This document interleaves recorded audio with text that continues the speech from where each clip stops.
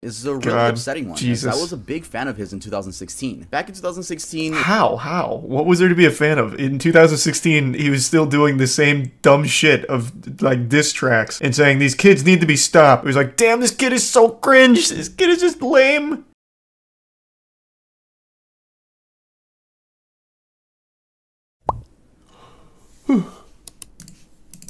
Yeah, Tub did post a new video.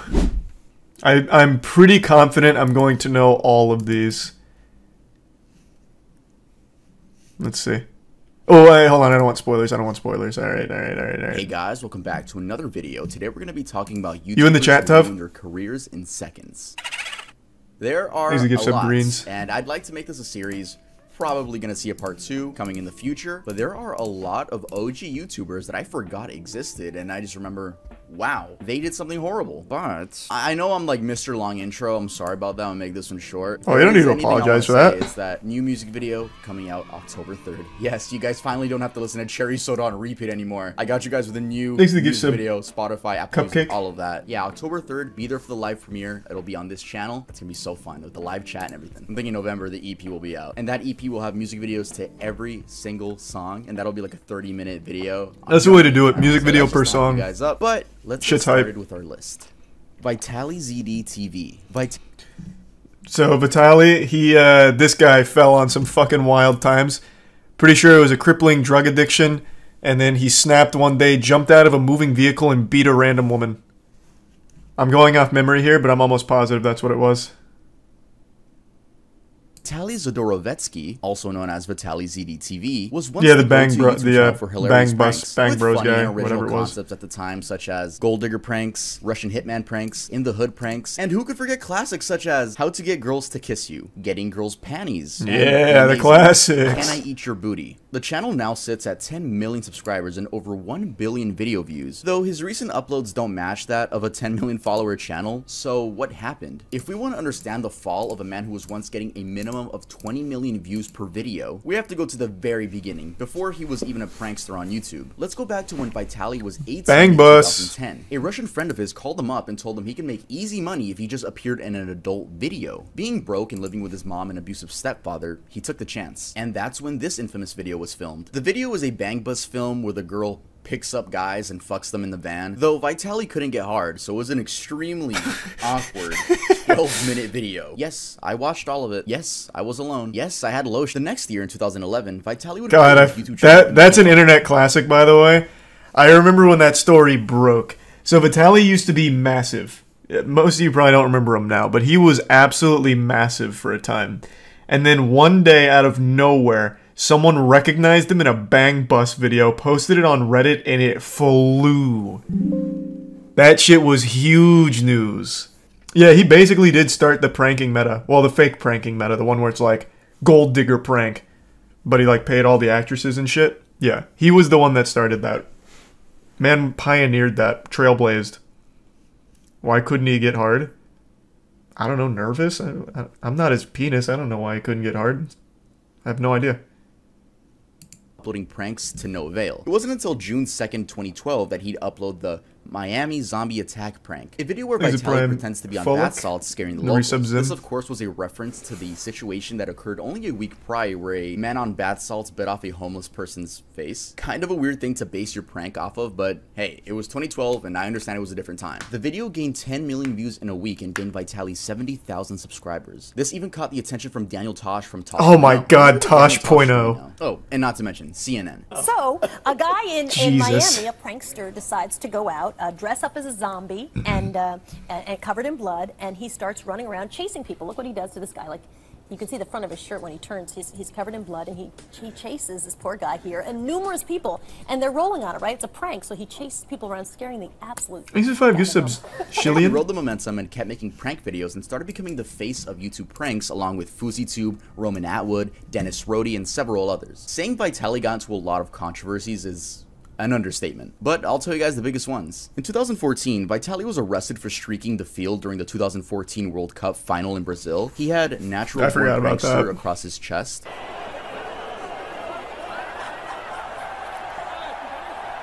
Yeah, Remy Galliard was really kind of the OG. Remy On May Gallard, 25th, I don't remember. 2016, he was Gallard arrested or for Gallard. trespassing after climbing the Hollywood sign. Back to our breaking news. A man believed to be a YouTube prankster has climbed the Hollywood sign. Tim Lynn monitoring the situation overhead in Sky 5. Tim. He had a flag, like you said earlier on. It says, "I'm back."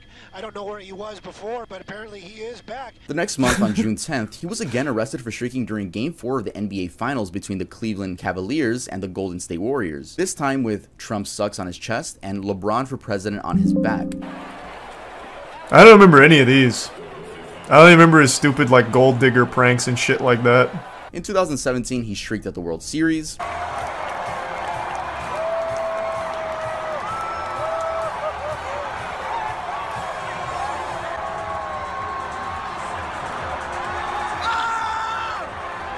He also got banned from attending any sort of sporting event, so he eventually got his girlfriend and his mom to streak for him. I guess they really love him. In January of 2020, Vitaly was arrested and spent 5 days in an Egyptian jail after climbing the pyramids of Giza. Oh yeah, let's raise money.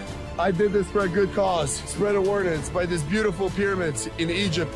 Man, I didn't remember any of this shit about him. What the fuck? He also starred in his own movie with Roman Atwood and Dennis Roddy, which wasn't that great. It was clear to see Vitaly was becoming addicted to the views. As time went on, YouTube became electric and sly, began punishing creators for making edgy content. This was horrible for Vitaly, as it meant he either was out of a job or had to become family friendly. He ended up becoming family friendly and now does toy reviews. Imagine? No, fuck no. He instead made an uncensored subscription service to see his videos uncensored. But by the looks of it, that didn't go anywhere. Vitaly began losing relevancy as YouTube suppresses content. And in 2020, his name was back in the news, but for something no one expected. In April of 2020, he was I won't say no one expected.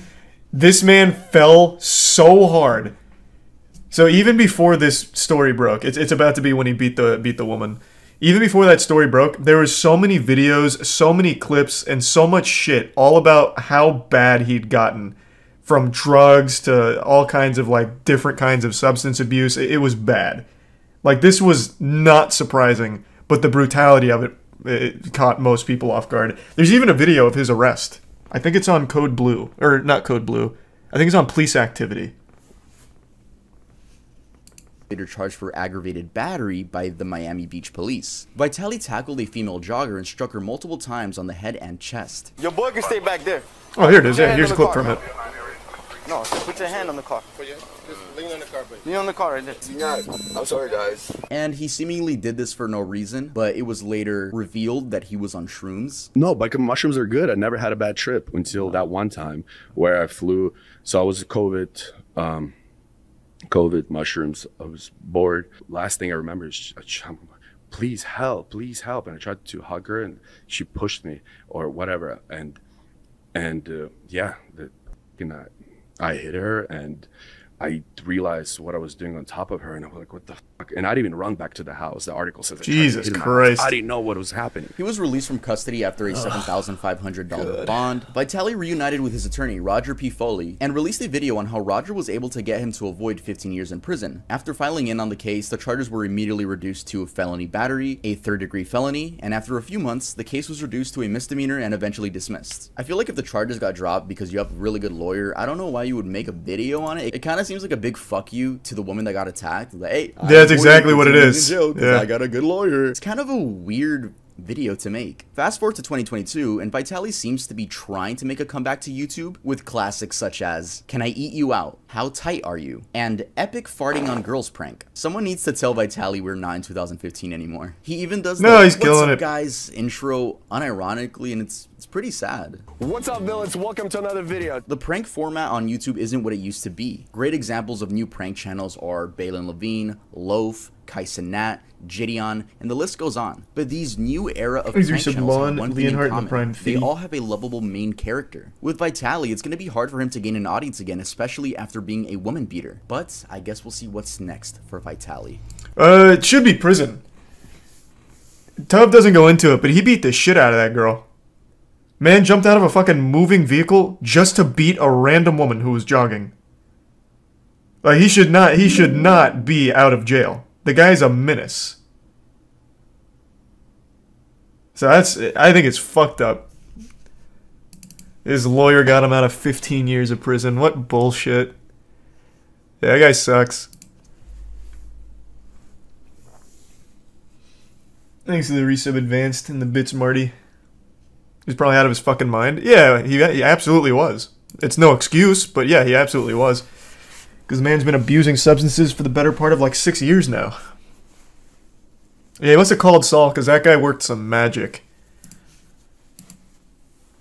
Thanks to the resub owner of Twitch.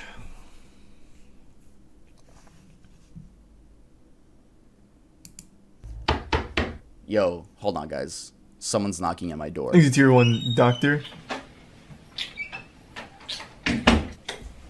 A tough skit? You're under arrest. What do you mean I'm under arrest? Because you don't have the new Oh, Earl drop. a merch skit. Oh, I thought it was like going to be VPN or something. Earl, the brand you own, the new collection that just Thanks dropped. to Prime Drew. Back to School collection, and if people use code Give some Back to Tebos. School, they get 20% off anything at the store. Hey, 20% off Resub sounds really Quazon. good. Give me that. There you go. Wow, this is really good quality. I'm gonna put it on off camera. Yes, off camera. Yeah, I don't get to see my nipples yet. Oh my god, it's embroidered. Look at that. Y'all Thanks still to go the to college? resub, Nah, we go Chunky to Earl and University. Girus. Isn't that right, cop that randomly And came Fire to my Strike. room? Hey, that's very true. My And kids Prime Toast. actually go to Earl University. Anyway, you're extremely cute. Hey, what can I say? You are too. Get the fuck out of my room.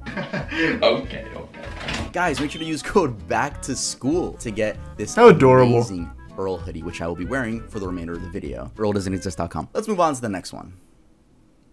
Rice Gum. The story of Brian Lee is a really upsetting one. Jesus. As I was a big fan of his in 2016. Back in 2016... How? What was there to be a fan of? In 2016, he was still doing the same dumb shit of, like, diss tracks. And saying, these kids need to be stopped. It was like, damn, this kid is so cringe. This kid is just lame.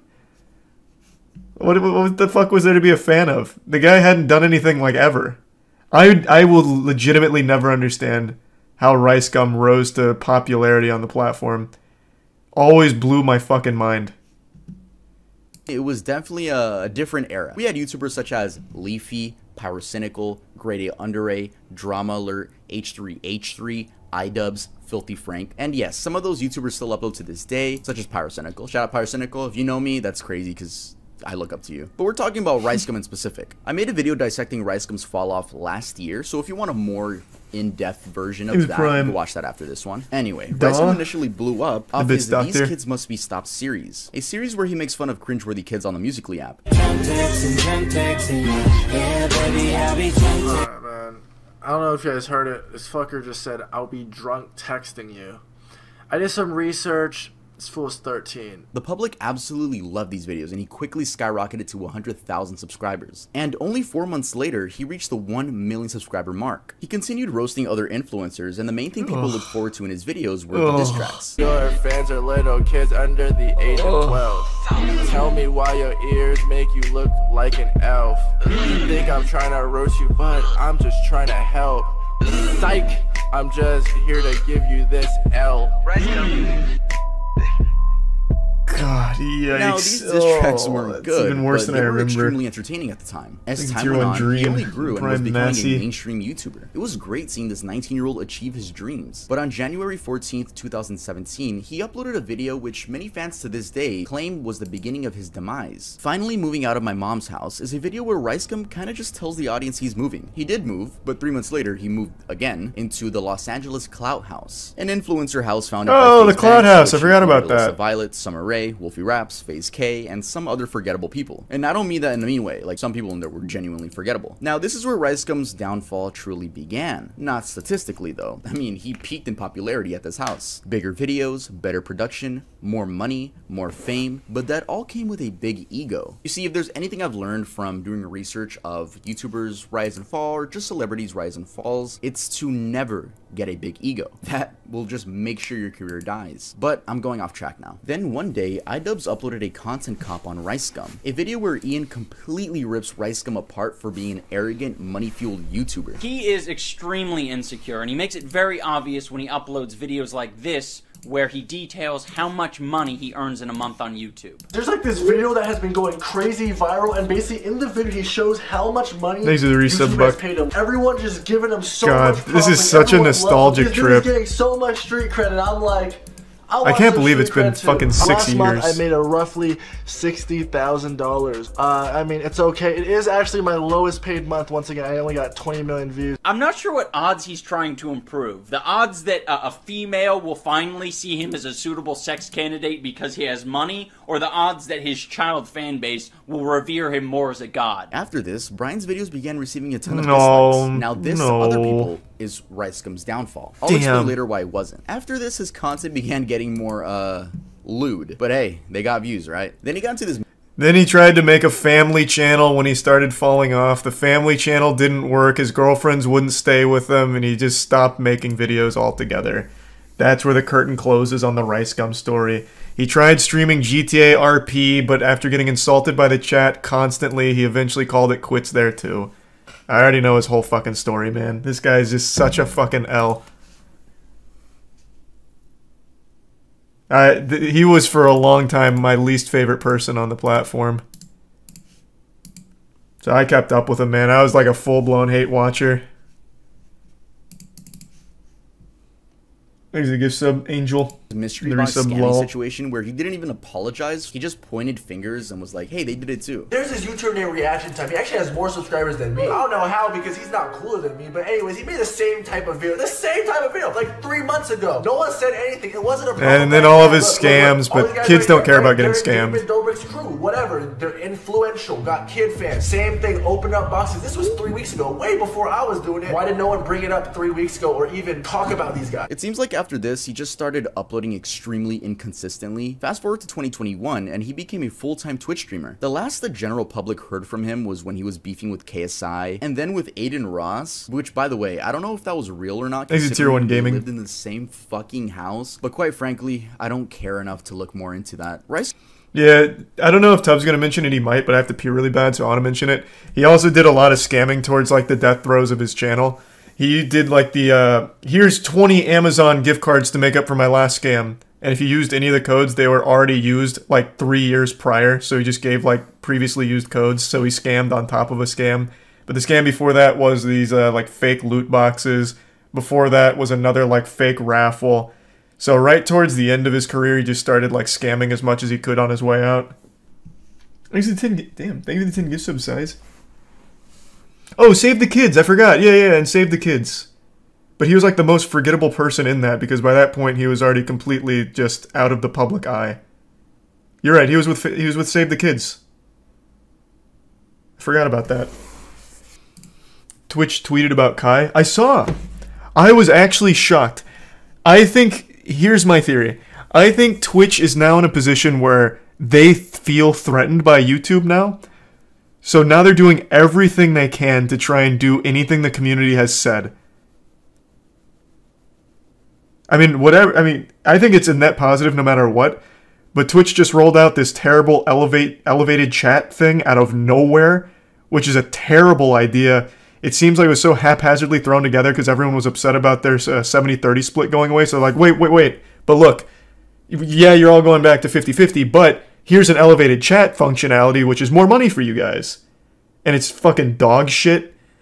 So it seems like they're doing everything they can, like hustling and scrambling to try and bring out as much as possible, even when it's not fully realized. But I am glad they finally recognized Kai. It took them long enough.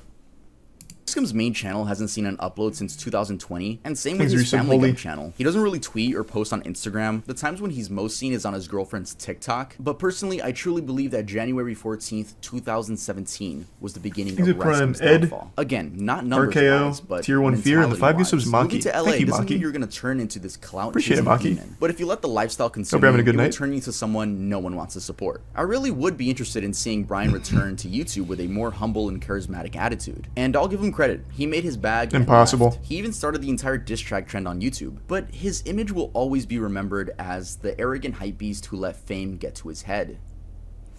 He's also not right there, by the way.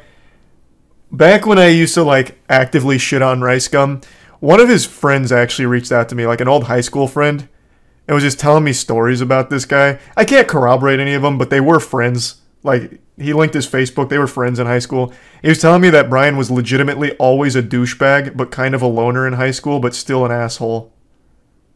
So I don't think it was fame that got to him. This guy was legitimately just born a douchebag. He's the resub Jedi 60 and certified in the tier 1 Aragorn.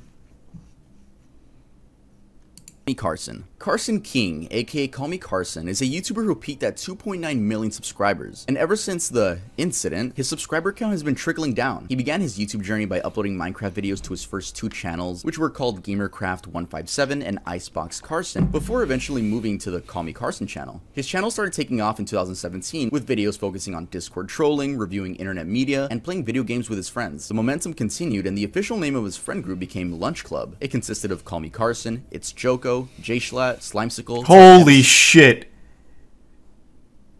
I don't think I've ever seen Schlatt without the facial hair. What? Is this Schlatt? It has to be, right? What? I didn't even know it was possible. I thought this man was literally born with facial hair.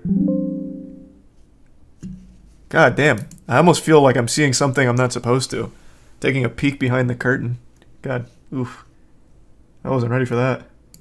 Hugbox, Travis, Connor Eats Pants, and C-Scoop. I hope I pronounced all of those right. I am so used to calling Ted Nevison Ted Nevision, but I get corrected a lot. It seemed like nothing could go wrong for this friend group, and especially the leader, Call Me Carson. But on January 4th, 2021, a video was uploaded to Drama Alert, of all places, with the title, Call Me Carson's Serious Allegations, Lunch Club Interview. In this video, Lunch Club members Hugbox and Travis explained that Carson has been having inappropriate conversations with underage fans. This included the exchangement of lewd images as well. This information was told to them by Carson himself. That same day, a Twitter user whose information I'll be blurring out said this on Twitter. I can personally come out and say that I've been groomed by Carson. I have talked to many people and never came out about this since now. At the time, I was still 17 and in high school. Here's a few things he said to me. Alright guys, I hate reading word for word, especially when they're a little bit inappropriate. Let's get into this. I'm scared and I want to talk to you for the wrong reasons. Elaborate? What if I only want to talk to you for the sexual part of it? I don't want that, but like, I'm worried about it. What if subconsciously I'm only talking to you because it turns me on or something? Is that really what you want? What other options are there? Also, what would you want to happen? I don't know. All I know is every time I jack off now, I have a really hard time not thinking of you. I guess my brain got stimulated and now reading anything more, you know? Sorry, like any sexual texts are always so fucking cringe. And next time you're horny, we can have some fun. Yeah, this whole situation was super weird. Like the whole 1917 stuff. This is all my fault. Damn. But then, like, the people closest to Carson said it's more than that, so this whole thing was such a weird mess. I'm not gonna lie, I'm scared of getting your hopes up or something. I'm willing to try, but it's such a bad idea. But so is sexting you. Fuck. Carson later revealed in his Discord that the texts were real. Long story short, when I was 19, I sexted a couple of viewers that were 17. Extremely regrettable and incredibly embarrassing. Felt guilty since. Apologized to them both and resolved it privately last year. Then Keem got a hold of it like 2 days ago. At the time, the girl was 17 and Carson was 19 years old. Though a 2-year age gap isn't anything to glance about, I guess people did because 1, this is a famous YouTuber and it's easy to like nitpick anything a famous person does. 2, even though the age of consent in the majority of the United States is 16, talking to people that are under 18 on the internet is like a well-known no-no thing to do, especially if you're famous. And 3, people argued that there was a power dynamic, which honestly is something I do agree with. I mean, think about it. If you're a big YouTuber, your fans already see you as a god. So asking them for pictures might just make them feel like they're forced to because they don't want to let down their favorite YouTuber, right? Anyway, Carson lost followers, friends, and basically everything. He stopped uploading, stopped streaming. No, the hurricane missed Tampa for the most part. Whenever he did tweet, he would like quickly delete it. It was like this for 7 months until a video titled Moving Forward was uploaded by him. This specifically was August 25th, 2021. In this video, he doesn't discuss the situation at all. He says he doesn't want to make more drama and instead promotes the fact that he's going to be donating 100% of his earnings to charity. Hey guys, it's been a while. This isn't going to be your average YouTuber apology video, and I'm not going to make it long and drawn out. I've learned a lot this past year. I'm not seeking forgiveness, nor am I looking to make excuses. I'm sure some of you are expecting some long drawn out video explaining my truth of the situation, but I have no intentions of doing that. I'd much rather just tell you what I can do in the future. For the next year, I plan to donate 100% of my profits to charity. And since that day, he's uploaded 7 more videos onto his channel, and his views clearly don't match to those before the situation. So yeah, Carson is back, but with not nearly the same amount of love he once used to have. In fact, he gets hate. I forgot that he was doing that for the charity stuff. I mean, there are definitely trolls that just don't like him, but I think this is a perfect time to move on. Does Alright he? guys, I'm going to give a quick update to the whole Call Me Carson Oh, well, actually, you might answer the question I'm about to ask. situation. As you guys know, there's been a bunch of Twitch drama recently, and Hugbox actually wanted to add on to that. I won't say it like that, but I'll just say he did add on to the drama, though I didn't see anyone talk about frog, this. Seabird, just Nihao, happened to stumble and across it while doing my research. So here's Hugbox's Twitter, and Hugbox actually made a twit longer with the title Game Over. It got almost 5,000 likes. Like, I would say it got some attraction. I have no idea how I did not hear about this at all. But the twit longer is it's a lengthy read. It's a very lengthy read. But I'll just give you guys the important sentences. I'm going to try to explain the relevant events of the last couple years in the most concise way possible. This was always written off as drama when I try to talk about it, but I only spoke of it because it really bothered me and I cared. It's not easy to be threatened with legal action when you're just trying to tell people what's going down. That's why my tweets were always so cryptic. I'm not a clout chaser. I haven't even made money over the last several years, only alienated my audience since I started talking about this stuff, and at this point want absolutely nothing to do with the internet. We'll start with the Carson thing. I read this and this guy tries to make this whole thing about himself. I vaguely heard about this. I will say off rip, him saying I'm not a clout chaser but calling this game over is kind of contradictory. That just immediately rubs me the wrong way.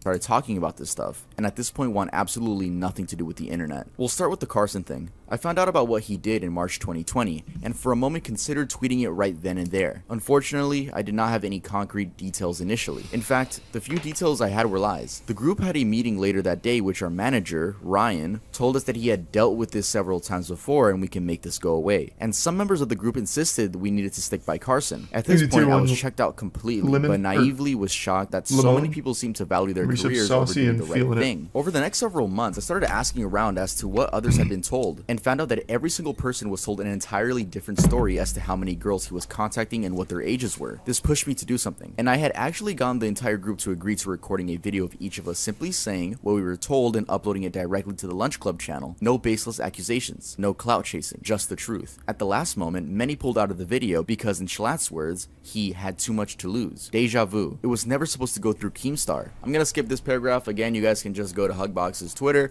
to read the whole thing because it is a lot. Carson had a whole Discord of content creators that aided him in strategizing damage control in the lead up to the drama alert, because naturally Ryan had gone behind my back, warned him, and tried to prep him. I know this because not all of them suck and they told me what was up. Then the creators in that Discord fled like rats from a sinking ship when it was clear the situation was not salvageable. I called Carson several times in the days leading up to the drama alert because I did not want the venue to discredit the story, and I wanted him to take responsibility for his actions like a fucking adult. To this day, he hasn't even admitted to what he did, and everyone still thinks it was a 2-year age gap. That is not true. So if we go to the responses on the tweet, we get stuff like this.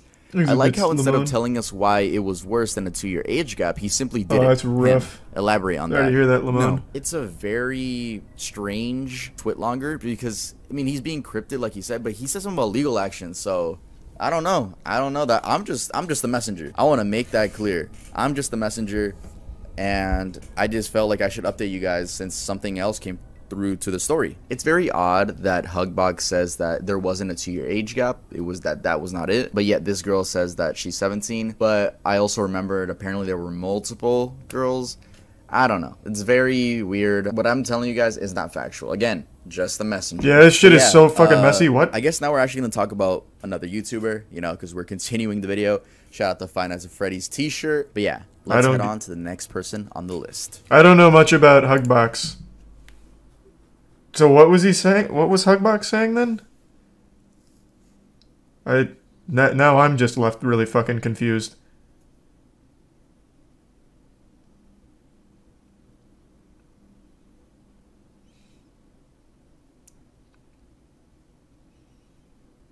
Thanks to the bits, Vintage. Yeah, I haven't seen too much from it though, Vintage. Not since we first looked at it, but I am keeping my eye on it. So wasn't a whole lot of new stuff in the twit longer. Okay. All right. Okay. FaZe K and FaZe Jarvis. Oh, these are huge. FaZe Jarvis posted a video cheating in Fortnite. He was like, I'm trying out an aimbot in Fortnite for content. Got permabanned. Cried. FaZe K saved the kids. Kicked out of FaZe. Cried. And began as a Call of Duty sniping team. Members would achieve impressive clips only using sniper rifles and later create montages which would be uploaded onto YouTube. When FaZe Clan started out, they were all just kids in high school enjoying the most played game at the time. By 2012, the YouTube channel had hit 1 million subscribers and it was the thing to know about FaZe Clan if you played Call of Duty. Everyone and their mom wanted to join FaZe Clan at one point. I wanted to join FaZe. 2014 to 2016 is when I would say FaZe truly peaked. This was when the main members of FaZe all moved into a house in New York and called that the FaZe house. Many fans still say this was the best era to be a fan of FaZe. And FaZe hasn't stopped growing at all. They even have esports teams in every major video game. They also recruit athletes, and not to mention that their main focus is still Call of Duty, with members such as Swag. Is that their main focus? Call of Duty. Also, I can't Nah, they're much bigger than that now. The best member, FaZe Jev. Yo, Jev, if you're watching this, I just want to let you know you're a huge inspiration to me, and thank you so much for always being you. Anyway, let's first talk about FaZe K, who joined FaZe in 2013. This was thanks to his sniping skills. He would upload gaming content and occasionally have his younger brother Jarvis join in on videos. What's going on, guys? This is FaZe K, and I'm doing a Q&A today. I asked some of you guys on Twitter to ask questions to ask my brother, who is here next to me. Though K never got nearly as many views as his American peers, I'll give him credit for going outside the box and attempting to capture the more IRL side of gamers. And when he would get views, it was for very out of place content like water bottle flip videos. You'd never expect that to be uploaded by Damn, he did a lot of that. I mean, they brought in views, so he was doing something right. Around this time is when his younger brother Jarvis began uploading content of his own, but things would change in 2018 around Fortnite's peak. K would begin to make videos revolving around his little brother and Fortnite. The views were immense, and at this point, K was living in a new LA FaZe house, or the Clout house. Either way, it was a fucking influencer house. Eventually, thanks to his skills and very, very saturated thumbnails, Jarvis joined the one and only FaZe Clan in 2019. The momentum only continued. And then Jarvis got banned from playing Fortnite due to using hacks in the game, aimbot to be specific. He wasn't playing competitively, he just downloaded some mods and wanted to make a cool video out of it. I'm truly like so sorry. Epic, I know I have to take accountability for my actions, and you know I'm gonna do my best to accept any punishment or like comes my way, whatever happens. Epic Games decided to make an example out of him and banned him from He's still banned, right? No, this doesn't mean that when he goes to his friend's house and picks up the controller, the FBI just breaks down the fucking door and arrests him. Spicy. It just meant that if he made any new accounts public, they would all just automatically get banned. This also meant Jarvis had to switch content. He basically became It's just such a stupid idea. Like, I don't remember how old he was when he did it. I think he was probably like 18 or something. But what a dumb fucking idea. I'm going to knowingly cheat in this game for a video. Like, I don't know what you would possibly expect to happen from that. It's so... Like, I feel like almost bad. Because to be so stupid to think it's a good idea, like it's... I don't know. Still, very, very dumb. Challenges and TikTok life hacks. By the way, these thumbnails are still, very bright. In 2020, he quote-unquote fooled the internet that he was playing Fortnite again. He went live and had someone else play for him. Then his username got leaked and Epic Games banned him on the spot. But when did FaZe K and FaZe Jarvis's careers go to shit? Kids. The Save the Kids crypto scam. Yeah. YouTuber was hopping onto the crypto coin. Save the Kids. Well, this was one of them. This was a coin that claimed it would be used for charity and used the likes of K, Jarvis, Tico, Ricegum, and Nikon in order to get more clout. This was an entire mess, and I'm gonna dumb it down for you guys, but if you guys want full explanation, make sure to go watch CoffeeZilla's video. It's an amazing detailed video. That is a great video on it. Fans would buy this coin thinking that the value was only gonna go up. You know, they probably thought it was gonna be the next Bitcoin, but instead, the owners of the coin just left with all the money. I believe this is called a pump and dump scam. All the people in that video were part of it except Tico. Tico was genuinely innocent, which is why he's back in FaZe now. But everyone else in that video, yeah, they got a lot of money from the fans that were trying to support this charity. Due to this, K was kicked from FaZe, and Jarvis, Nikon, and Tico were suspended until further notice. He's got some tacos. Well, he's Ricegum. He wasn't a part of like any team or anything. He's just himself. So this is where K's career started going downhill. I mean, why wouldn't it? Who wants to support a scammer? Then K came out saying that the mastermind behind all of this was Sam Pepper. Yeah, the dude with Black Ops 3 dark matter for hair. This response wasn't really taken that well, and his views dipped right Probably really was Sam Pepper, but you're also a fucking idiot for doing anything with Sam Pepper. It's your fault. How Sam Pepper still somehow infiltrates anything blows my fucking mind. He's like the most well-known scammer of all time. Hey, thanks again, Maki. Thanks for 5 gift subs. And the tier 1 Climate, and the resub Chaser, and SSB.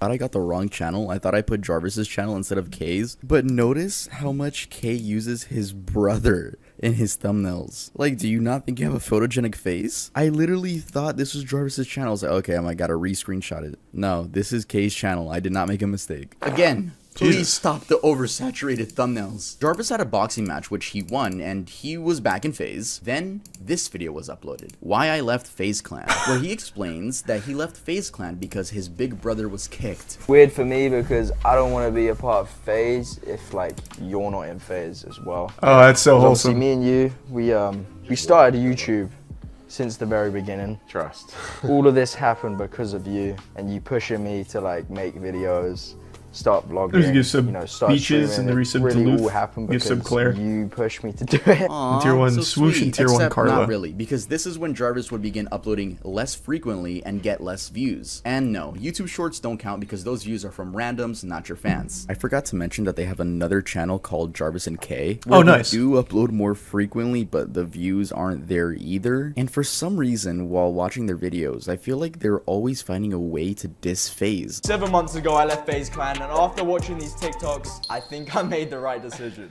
It's like, I get the vibe of like biting the hand that fed you. I mean, even the Please read some fans Fisto. dislike the videos, and it's very weird. I don't know. It seems like they have a big ego after leaving FaZe. I truly believe Jarvis could have saved his career by just staying in FaZe. It doesn't matter if you were banned from Fortnite. There's new Call of Duties every year to make content on. I get that family comes first, and that's super respectable that he did that, but read... What is K doing? I know he showed his channel, but is that really all he's doing? Yep. That's really all he's doing. He legitimately does just use his brother in every single thumbnail. I would have no idea this is K's channel. Legitimately. There is nothing here that tells me this is FaZe K's channel. That's crazy. But man, this content does look fire. Awesome. I asked her to be my girlfriend on camera. Whoa. I exposed Jarvis playing Fortnite? Oh, no. And what is Jarvis doing? Maybe Jarvis only has K in the thumbnail. That'd be huge.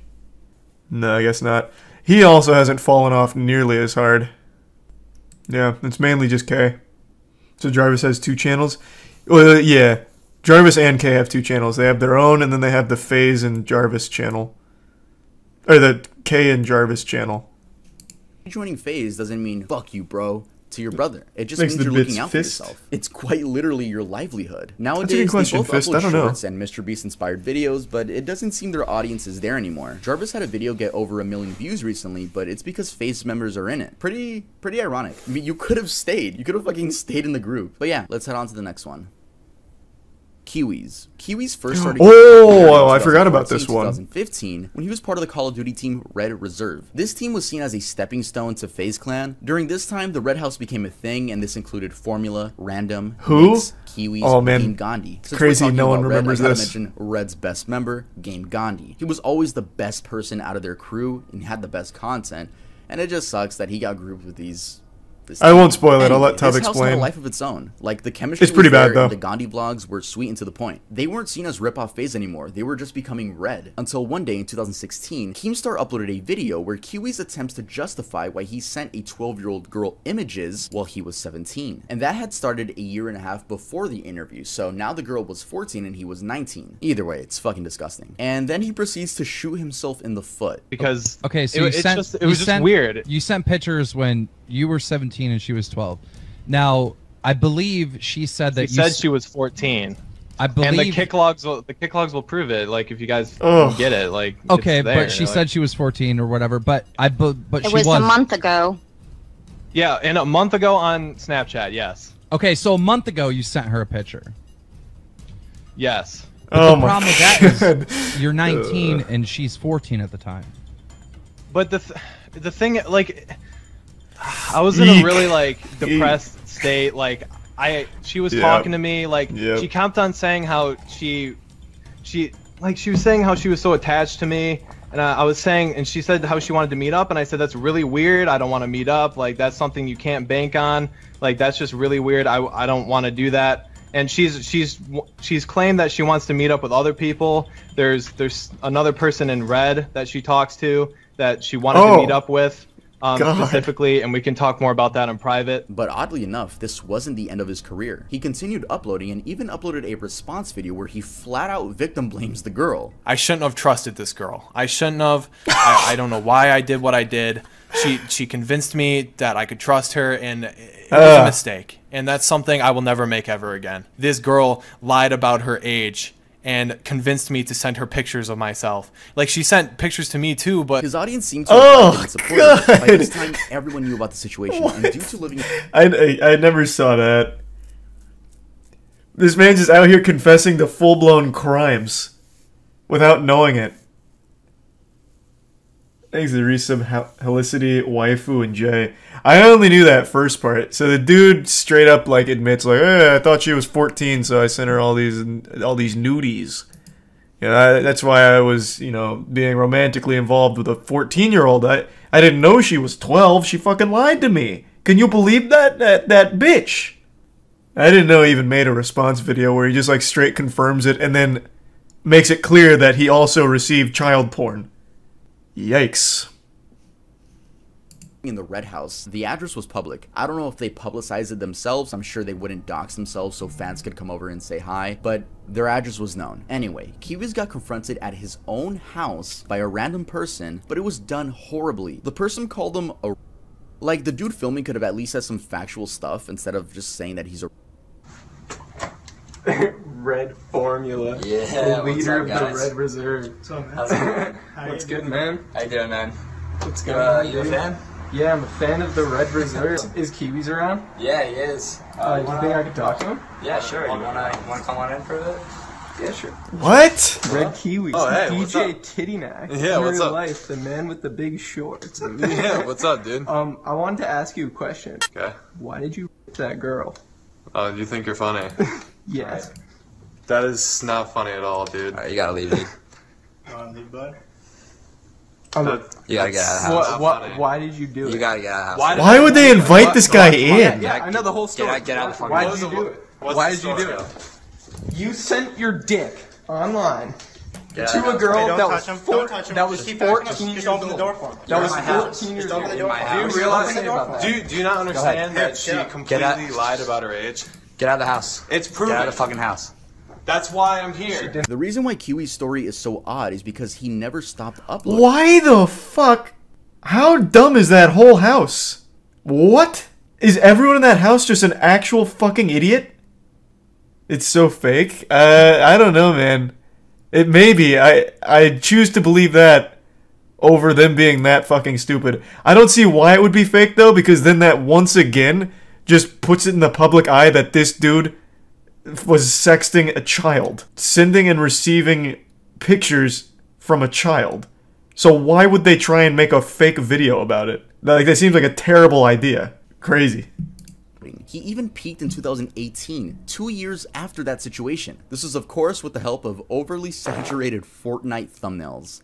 Yay! Fast forward to 2021, and skipping over his new team, which failed, John Miller uploaded a documentary about him, and he got dislikes for a little bit, but kept uploading. His views nowadays are nowhere near his peak, and it's just sad, really. Seeing when YouTubers ruin their careers, but don't have anywhere else to go because they make their money on the internet. I mean, they could go work at their local Food for Less, but I think at that point, of being a YouTuber, your ego's really high, so you just don't want to do that. And there's a chance you could get recognized, which is always going to be awkward. We're literally watching these people die inside. But yeah.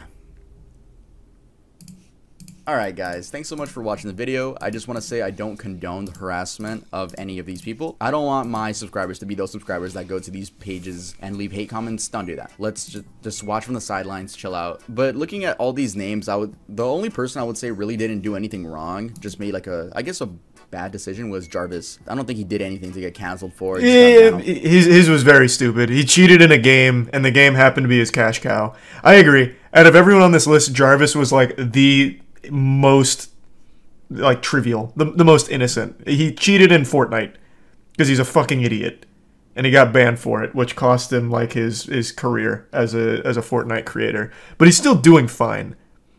Oh, actually, no, he was in Save the Kids. Actually, I forgot. I actually totally forgot he was in Save the Kids. Never mind. I actually, it's crazy. Every time I hear Save the Kids, I only think of FaZe K. Yeah, never mind. I totally forgot that he was also part of Save the Kids. On Fortnite, and he chose his brother over FaZe Clan, which I think was the wrong decision. Yeah, just wanted to make that clear. Leave a like, make sure to subscribe to the channel, and make sure to go to earldoesn'texist.com to get yourself some new Earl clothing and use code BACKTOSCHOOL for, I don't even know how much percent off. It's on the screen. Yeah, music video coming out soon. The name of that song is Overdose, and that'll be part of my 9 to 10 track EP. There will be a whole movie on this channel, so I can't wait for you guys to see that. I'm so excited. Sorry for missing an upload. I was recording the music video for that, so follow me on TikTok. Follow me on Twitter, follow me on Instagram. All the ads are right there. Specifically TikTok, like, I hate when I pop up on people's For You page and they're like, oh my god, you have a... Yes, I have all social medias, bro. He's using Lud and Schlatt's music. I'm gonna go have sex with your mom, and I'll see you guys next time I upload. You're right, actually. That wasn't that... Yeah, this is 8 hours old, so I actually think that was Lud and Schlatt's Music Emporium. So is Kiwi's still uploading? Holy fuck. I got you. Yeah, that's further evidence. Unless you're like literally thrown in jail. If you just ignore it and keep posting, you'll be alright. Goddamn. He doesn't get nearly the views he used to, but I mean that's still enough to make a living off of. What about Mini Lad? Yeah, his is the same deal. We already talked about that one.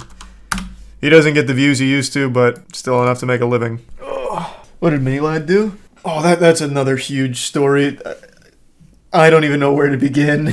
Christ. That one I'd say just look that one up on your own time and set aside a couple hours to get the whole gist of it.